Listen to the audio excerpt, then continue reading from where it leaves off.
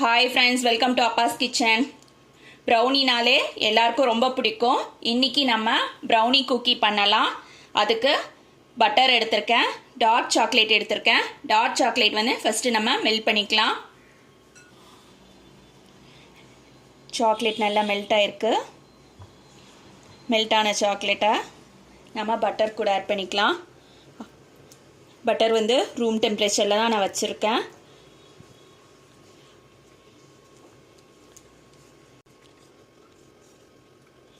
சாக்லேட்டையும் பட்டரையும் நல்லா மிக்ஸ் பண்ணிக்கலாம். மிக்ஸ் பண்ணிவிட்டு காட்டுறேன். பட்டரும் டார்க் சாக்லேட்டும் மெல்ட் ஆனதுக்கப்புறமா இந்த மாதிரி தான் இருக்கும். நல்லா மிக்ஸ் பண்ணோன்னையும் இதை ஒரு பக்கமாக வச்சுக்கலாம். பால் வந்து காய்ச்சி ஆற வச்சுருக்கேன். இந்த பாலில் வினிகர் சேர்த்துக்கிறேன். வினிகர் சேர்த்துட்டு லைட்டாக ஒரு மிக்ஸ் கொடுத்துடலாம். பால் வினிகர் சேர்த்ததை நம்ம சாக்லேட்டில் ஆட் பண்ணிடலாம். சாக்லேட் மிக்சரில் ஆட் பண்ணிவிட்டு நல்லா கலந்து விட்டுக்கலாம்.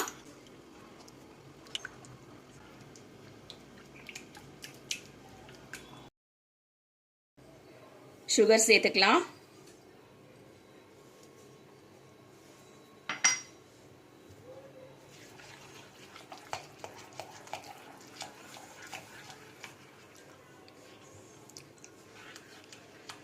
சீனி சேர்த்ததுக்கப்புறமா நல்லா மிக்ஸ் பண்ணணும்.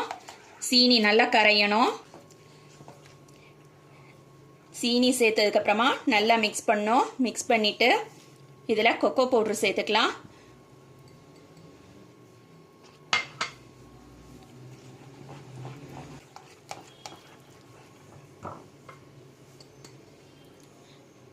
பேக்கிங் பவுட்ரு சேர்த்துக்கலாம்.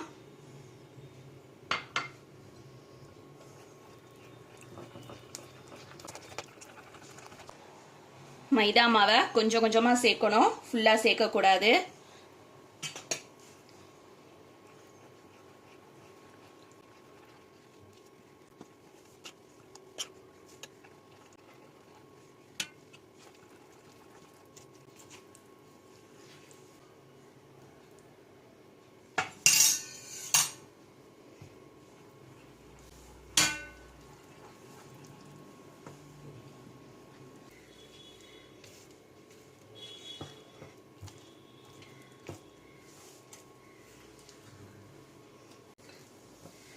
ப்ரௌனி குக்கிக்குள்ள பேட்டர் வந்து ரெடி ஆயிடுச்சு.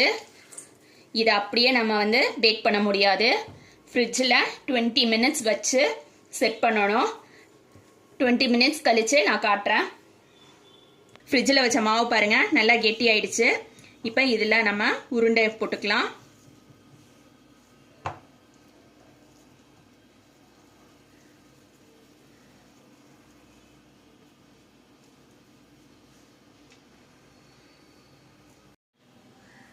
ப்ரௌனி குக்கியை இந்த மாதிரி உருட்டி கேப் விட்டு தான் வைக்கணும் பேக் பண்ணுறது. அப்போ தான் பேக் பண்ணி வரும்போது இதை நல்லா அப்படி விரிஞ்சு கொடுக்கும். விரிஞ்சு கொடுக்கும்போது இடம் இருக்கணும். இதை வந்து 170 டிகிரி சென்டிகிரேட்டில் 15 மினிட்ஸ்க்கு பேக் பண்ணி எடுக்கிறேன். பேக் பண்ணி எடுத்ததுக்கப்புறமா நான் காட்டுறேன். ப்ரௌனி குக்கி ரெடி ஆயிடுச்சு. சூடாக இருக்குது பாருங்கள்.